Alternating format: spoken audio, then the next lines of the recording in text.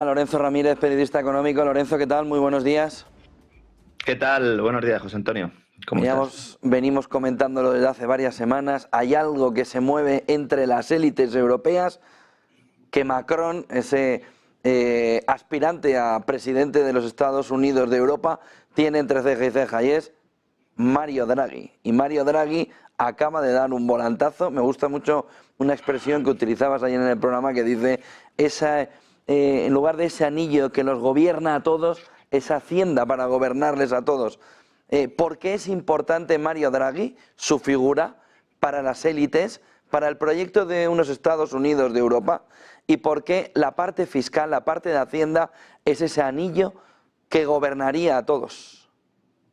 Es el que nos faltaría, José Antonio, una vez que ya hemos renunciado a la soberanía monetaria y que parece que vamos a renunciar también a la soberanía energética, a la soberanía también en materia de armamento, también a la soberanía energética, tecnológica, y paradójicamente nos dicen que para salvaguardar esa soberanía se la tenemos que entregar a un organismo supranacional que va a ser dirigido por un tecnócrata, ¿no? Esta película ya la hemos visto, lo que pasa es que es una película de terror, ¿no? Hay un intento evidentemente de volver a posicionar a este expresidente del Banco Central Europeo y ex primer ministro italiano en esa primera línea de la política europea, con la idea de que sea un tecnócrata. Esto es profundamente antidemocrático, es decir, esto hay que dejarlo muy claro desde el principio.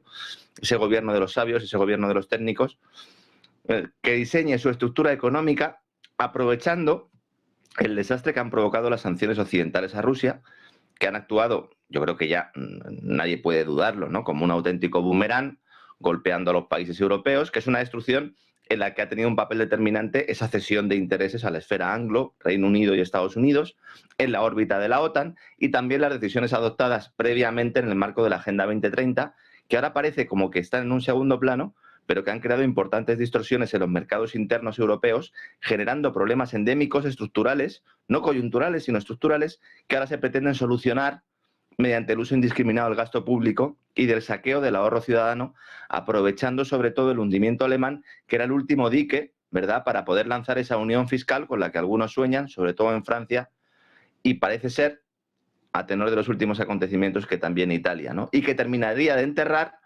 lo poco que queda de las soberanías nacionales del viejo continente, esa hacienda para gobernarnos a todos. El escogido para llevar a cabo esta tarea es Mario Draghi, tipo que goza de buena imagen en las élites políticas, empresariales, financieras, por su decisión, sobre todo cuando estaba al frente del Banco Central Europeo, de hacer como el bombero pirómano, que con su barra libre de liquidez, con su manguera, regó a multinacionales, regó a haciendas europeas, las inundó con los tipos de interés negativos, fomentando el endeudamiento masivo y evitando que en la pasada crisis de 2008-2010 se realizaran los necesarios ajustes que deben adoptarse en cualquier recesión, con una huida hacia adelante que en buena medida es realmente la responsable de crear inflación. No tiene mucho que ver, mucho menos que ver con Ucrania y mucho más que ver con todo esto que estoy contando aquí, el tema de la inflación, y sobre todo fomentando irresponsabilidades de gobiernos, de multinacionales, que se han endeudado para financiarse unos costes muy bajos, permitiendo que se mantenga la ficción de crecimiento. Un proceso del que se ha beneficiado profundamente España y se sigue beneficiando España.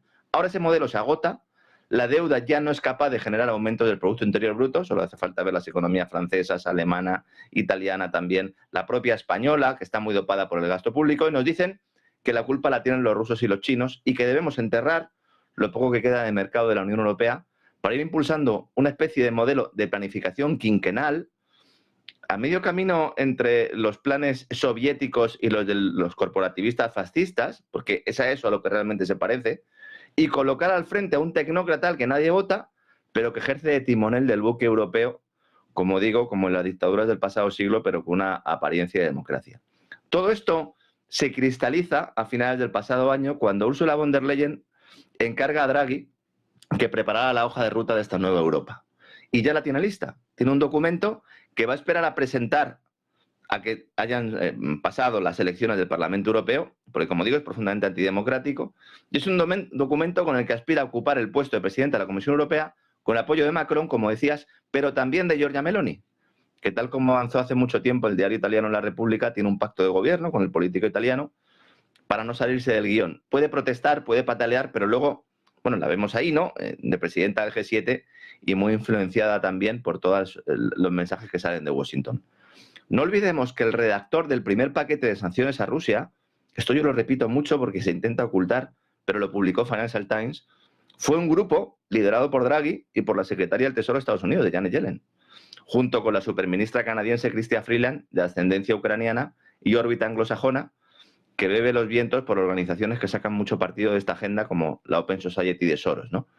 Y cómo no, aquí Draghi ya llega con su plan bajo el brazo, con la excusa de luchar contra Rusia y China, terminará de enterrar esa soberanía económica de los países de la eurozona, lanzando esa hacienda global, esa hacienda supranacional, en este caso una hacienda europea, en esa Europa Next Gen, cuyo objetivo básicamente es generar, voy a utilizar sus propias palabras, un plan de cambio radical de la Unión Europea, justificando su nueva Europa en la falta de capacidad para gestionar. Él habla de la crisis del COVID, la guerra de Ucrania y la lucha por la hegemonía global de Estados Unidos y China, junto con la permanente tensión en Oriente Próximo. Es decir, él dice, Europa no está capacitada, esto es evidente, Europa no está capacitada, pero ¿cuál es la solución? Bueno, pues bajo este paradigma, con problemas que considera externos, pero que en buena medida han sido creados por sus propios aliados, Draghi plantea que la tecnología, la industria militar, la sanidad y la energía sean considerados bienes públicos, pero no para ser nacionalizados, sino para configurar unas uniones de estados con el sector privado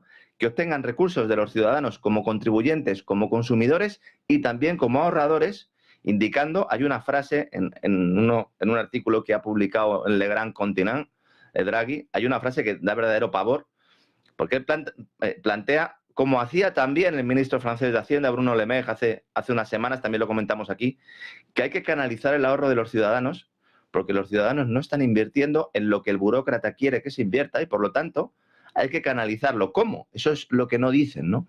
Cuidado con esos tipos de interés negativos en las cuentas corrientes, cuidado con ese euro digital. Todo ello para luchar contra el clima, contra Putin, contra Xi Jinping, contra cualquiera que se ponga por delante, contra todos, menos contra Estados Unidos, cuyos fondos de inversión están en la mayor parte de las empresas de los sectores que yo acabo de decir, europeas, y que se preparan para recibir buena parte de este maná, porque llevan tiempo posicionándose y de hecho ahora están aumentando ese posicionamiento. El caso paradigmático, también siempre lo menciono, es el de Rheinmetall, la empresa armamentística alemana, que está participada, ¿no?, por grandes fondos de Wall Street. Es importante que nos demos cuenta de que se está preparando un gran saqueo, que los diferentes actores están tomando posiciones mientras nos hacen mirar hacia otro lado, que los principales enemigos de los hogares y los emprendedores europeos no están fuera de nuestras fronteras, sino dentro, y cuando seamos conscientes de ello, vamos a entender con pristina claridad todos esos movimientos que no comprendemos muy bien en la economía y la política del viejo continente. Entenderemos por qué Macron reclama una economía de guerra, comprenderemos por qué Alemania se ha dejado robar la tostada sin rechistar, entenderemos el auge de Italia de una supuesta antisistema que es quien preside en estos momentos el G7 y se sienta en la mesa del Instituto Aspen, junto a la élite europea que trabaja para Washington y Londres, y también veremos el sentido de las medidas adoptadas por España respecto a Marruecos, por ejemplo, poniendo en riesgo la relación con Argelia, es el principal suministrador del preciado gas a nuestro país. Dejemos de mirar al dedo y fijémonos en la luna, ¿no?, como decía Confucio. Cuando el sabio señala a la luna, el necio mira el dedo. Bueno, pues miremos a la luna porque realmente es ahí donde está lo verdaderamente relevante. Si no, cuando se haya producido ya todo el proceso, será demasiado tarde. Bueno, yo creo que es el tema fundamental que hay que mirar de cara al 9 de junio, ese movimiento de élites europeas moviendo sillas, que es típico de élites europeas, en el que vamos a ver cómo queda esa Europa y vamos a ver el papel de Macron a futuro, ¿no, Lorenzo?, alrededor de esos Estados Unidos de Europa que se quitaron de la fotografía antes de la creación de la Comunidad Económica, ¿no?, de aquel carbón y del acero, pero que en el fondo es el sueño de una parte de las élites, construir lo mismo al otro lado del Atlántico. Es que realmente, bueno, hay numerosos documentos que han salido a la luz, sobre todo en los últimos años, que muestran incluso que esa configuración, esa creación de la Comunidad Europea del Carbón y del Acero estuvo impulsada y financiada por la Fundación Ford en Estados Unidos, precisamente para ir tutelando un proceso del que ahora pues estamos viendo cómo termina, ¿no? La gran duda con respecto a Macron es si un tipo que ya no tiene ningún tipo de apoyo popular, en algún momento es posible que tuviera, aunque fuera parcialmente, pero desde luego lo ha perdido, que es un tipo al que impulsa la gran banca de inversión, la banca Rothschild, pero no solo ella, sino que es un hombre fundamentalmente del sistema, quiere dar el salto triple mortal y ponerse al frente de esos Estados Unidos de Europa, aprovechando el hundimiento alemán. Aquí la clave está en si un tipo que realmente no es capaz de ganar unas elecciones en su país, va a ser quien lidere a todo el viejo continente, pues nos tendremos que empezar a preguntar si realmente vivimos en una democracia. Que esta es la gran pregunta, la gran cuestión que algunos ponemos sobre la mesa de forma sistemática, porque es que a lo mejor no estamos viviendo en una democracia. Y el problema de vivir en una democracia creyéndote que vives en democracia es que no luchas para recuperar esa democracia, porque si piensas que la tienes, desde luego que no luchas por ella.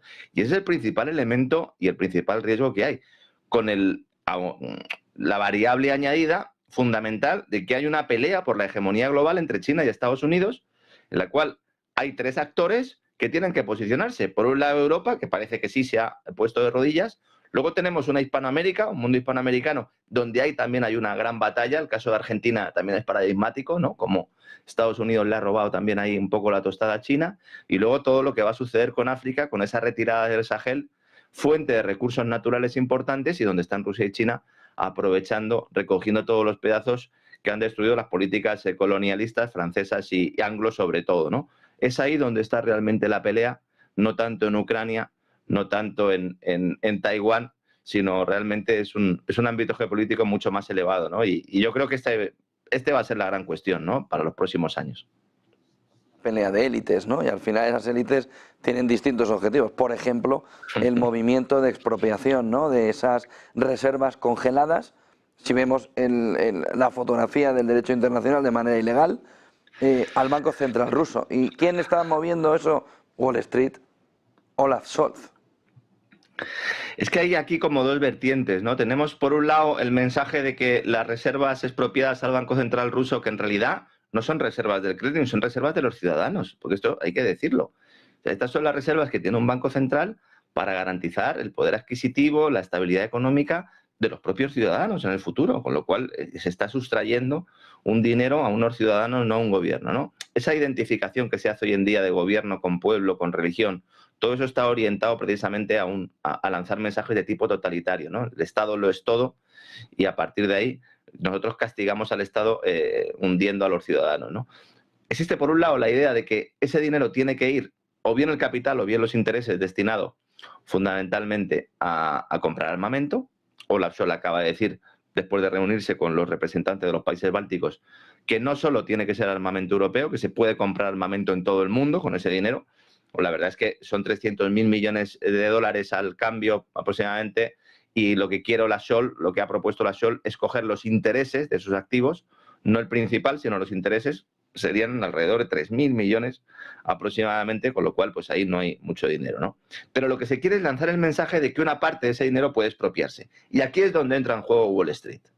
Porque de esto apenas se está hablando en prensa norteamericana, sí, pero aquí en Europa parece como un pecado que nadie quiere asumir. Porque los acreedores privados de Ucrania lo que quieren es que paguemos los contribuyentes europeos y norteamericanos con nuestro dinero esa deuda ucraniana que compraron en su momento para intentar hacer negocio aprovechando el plan de reconstrucción. Y si no alcanza, pues entonces que se expropien las reservas del Banco Central de Rusia, que se mantienen congeladas, como bien decías, contra la legalidad internacional, a pesar de los numerosos e infructuosos intentos por dar respaldo jurídico a lo que es una aberración y que abre un precedente muy peligroso para el sistema eurodólar, que deja de ser confiable para los países de fuera de nuestra órbita. Aquí, ¿quién está liderando este proceso? BlackRock y PIMCO. BlackRock, la mayor gestora de inversión internacional, y PIMCO, la mayor gestora en lo que se refiere a la deuda pública, ¿no? Que quisieron aprovechar la guerra para, con la excusa de financiar al régimen de Kiev, hacer un jugoso negocio adquiriendo deuda pública ucraniana con un alto interés, confiando en que el plan de reconstrucción se pondría en marcha en un plazo de 1 o 2 años, lo cual pues le permitiría recuperar su inversión, obtener jugosas plusvalías. Y además BlackRock sería la encargada de canalizar estos fondos, tarea para la que se ofreció de forma gratuita, porque evidentemente la rentabilidad no está en realizar ese trabajo, sino en escoger el destino de ese dinero que vendría de contribuyentes norteamericanos y europeos. Ahora el tiempo corre, Ucrania no puede hacer frente al servicio de su deuda y se prepara para presentar oficialmente la suspensión de pagos después del verano. En realidad ya estaría en suspensión de pagos, pero oficialmente en agosto, septiembre, octubre. Y entonces estos acreedores dicen, oiga, abónennos el dinero que nos debe Ucrania con parte del dinero desbloqueado por el Congreso de Estados Unidos. Que esto confirma lo que ya anticipamos aquí hace unas semanas, que en realidad el montante total que se desbloqueó en el Congreso de Estados Unidos, solo una pequeña parte de este dinero va destinado al armamento, el resto va a alimentar a un sector financiero que tiene un problema grave, y es que cada dólar que invirtió en compra de deuda ucraniana cotiza en estos momentos a 25 centavos, lo cual pues implica unas pérdidas conjuntas que se están cifrando en alrededor de unos 15.000 millones de dólares. Algunos tenedores de bonos han ido más allá, solicitando que se utilicen esos activos rusos congelados en Europa y Norteamérica, sobre todo en Europa, para ayudar a reembolsar parte de lo que se les debe. El Fondo Monetario Internacional no está muy por la labor. ¿Cómo será la cosa que el Fondo Monetario Internacional con sede en Washington no lo ve claro? Porque es que, claro, esto es un problema para el sistema euro-dólar. Y luego, varios países del G7 tampoco están de acuerdo. Así que vamos a ir poco a poco aportando pequeños pagos de intereses de aquí a 2027 a tipos inferiores a los del mercado. Y bueno, pues ya sabes, siempre que hay un impago, bueno, pues se llega a un acuerdo de este tipo, una especie de reestructuración, y luego ya veremos si se cobra en el futuro. Y la idea es que Ucrania reanude su calendario normal de pago antes de 2027. Como muy pronto, es decir, estaríamos hablando de 2027. Y aquí es donde surge Olaf Scholz para echar una mano a los señores de Wall Street y de la City, diciendo, no, hay que ir ya cogiendo parte de ese dinero, los activos rusos, e irlos destinando a compra de armamento de empresas que también están participadas por estas grandes gestoras. Cuidado con coger ese dinero que está ahora mismo en el depositario belga Euroclear, fundamentalmente, que es una entidad que se juega su prestigio y seguramente su supervivencia si admite esta incautación sin respaldo legal, porque ya ha anunciado Rusia que va a ir a los tribunales. Y si hay sentencias o hay condenas o incluso Euroclear pierde la confianza de la gente que deposita allí su dinero, pues realmente podemos tener un problema endémico en el sistema euro-dólar. Una vez más veremos cómo decisiones que en teoría sirven para atacar al enemigo acaban afectándonos a nosotros, ¿no? Una especie de suicidio asistido que vivimos casi a todos los niveles. En este entorno, Lorenzo, Elon Musk hace un movimiento que al menos es complicado de equilibrar con China. ¿Qué es lo que ha hecho Elon Musk con India?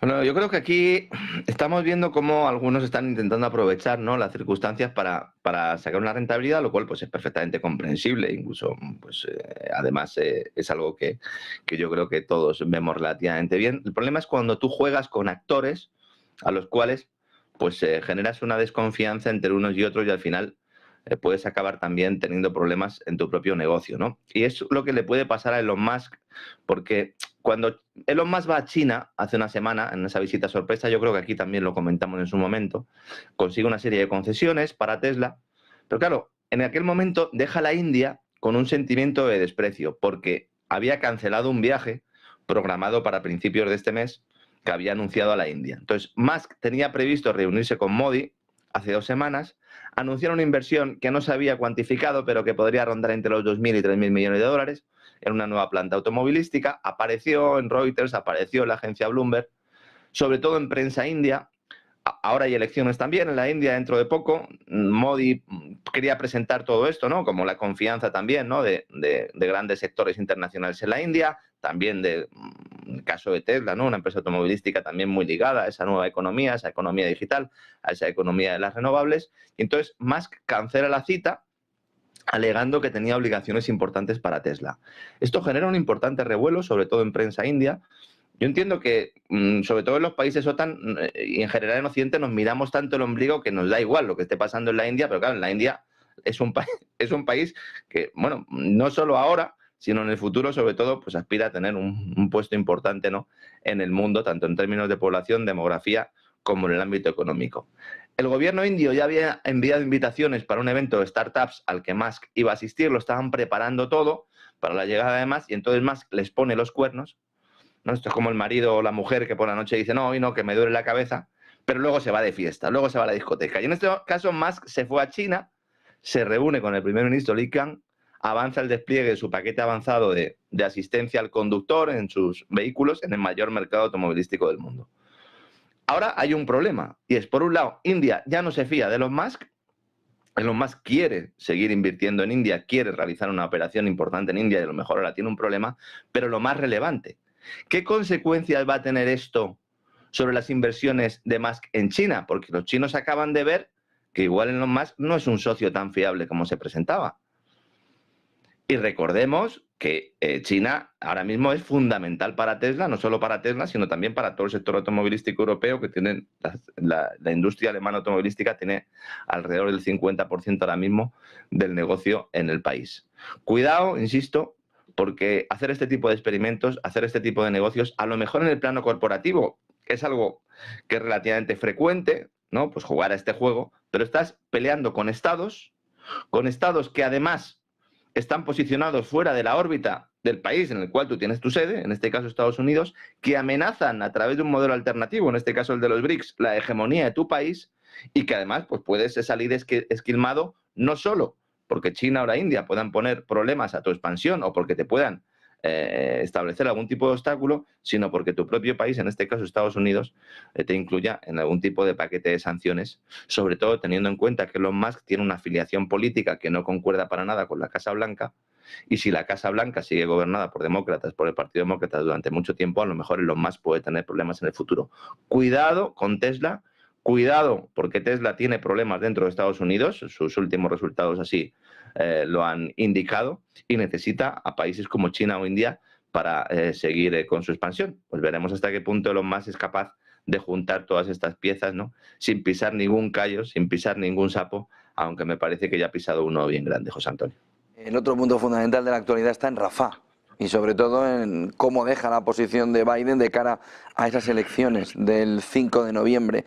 ¿Está preocupada la Casa Blanca por lo que está haciendo Netanyahu? Bueno, está muy preocupada y además está preocupada por los dos sitios, porque por un lado tiene una fractura social más que evidente con todo lo que está pasando, no solo en las universidades, porque el hecho de que haya protestas en las universidades, cuando hay operaciones militares de este tipo, como la que está llevando a cabo Israel, es relativamente frecuente, pero sí es verdad que hay un mensaje no tanto pro-palestino, sino de defensa de los derechos humanos, que esto es algo que también se quiere ocultar, ¿no? Porque se intenta plantear toda la idea desde un punto de vista de antisemitismo. No es un problema de antisemitismo, es un problema de oponerse a las acciones de un gobierno en concreto, de un tipo que se llama Benjamin Netanyahu, que ha iniciado una huida hacia adelante y que está, según la Corte Penal Internacional, cometiendo genocidio en Palestina. Lo de Rafah, el problema es que va a generar muchas imágenes, de hecho ya estamos viendo algunas, sobre todo en redes sociales. Vamos a ver muchas imágenes de asesinatos en masa. Vamos a ver muchas imágenes de niños y de mujeres muriendo cuando acuden a conseguir comida o cuando intentan conseguir energía. Vamos a ver, bueno, pues lo que decía el Tribunal Penal Internacional, un genocidio. Siendo consciente la Casa Blanca de que su apoyo a Israel, a través sobre todo del lobby israelí, no tanto el lobby judío, se dice mucho el lobby judío, no, el lobby israelí, el lobby que defiende los intereses del gobierno israelí en Estados Unidos, ese apoyo le puede granjear problemas o le puede traer problemas en el ámbito interno. Es cierto que ya está sucediendo y por eso Estados Unidos o la Casa Blanca intenta lanzar el mensaje de que intenta parar en los pies a Israel, cuando en realidad no es así porque le sigue vendiendo armamento, y ese famoso informe que íbamos a ver, en teoría se iba a publicar hoy, ¿verdad? En el cual pues se iba a poner en tela de juicio toda la actuación de Netanyahu y se iban a plantear serias violaciones de derechos humanos. Recordemos que la ley de 1997 estadounidense prohíbe que la ayuda exterior de Estados Unidos y los programas de capacitación del Departamento de Defensa vayan a unidades de seguridad militares y policiales extranjeras acusadas de presuntas violaciones de derechos humanos. Se iba a publicar hoy un informe que se va a retrasar una semana con esta excusa, ¿no?, de que realmente no lo tienen realmente preparado, y luego la ley aprobada la pasada semana en la cual se considera antisemitismo a todo aquel que cuestiona al gobierno de Israel. Esto le va a traer problemas a Biden, le va a traer problemas a la Casa Blanca. Se habla mucho de una ola antisemita que no es tal, es una ola, insisto, contra la actuación del gobierno de Israel. Esto, para los españoles, para que lo entiendan, es un poco lo que sucedía en España en la época de Pujol, ¿te acuerdas? Cuando los casos de corrupción le ponían en la diana y entonces él decía, no, es que atacarme a mí es atacar a Cataluña. No, oiga, le estamos cuestionando a usted porque es un corrupto, porque está siendo investigado por corrupción. Dice, no, si me ataca usted, a mí me ataca a Cataluña y en general ataca a todos los catalanes, ¿no? Y en esencia es la misma estrategia argumental.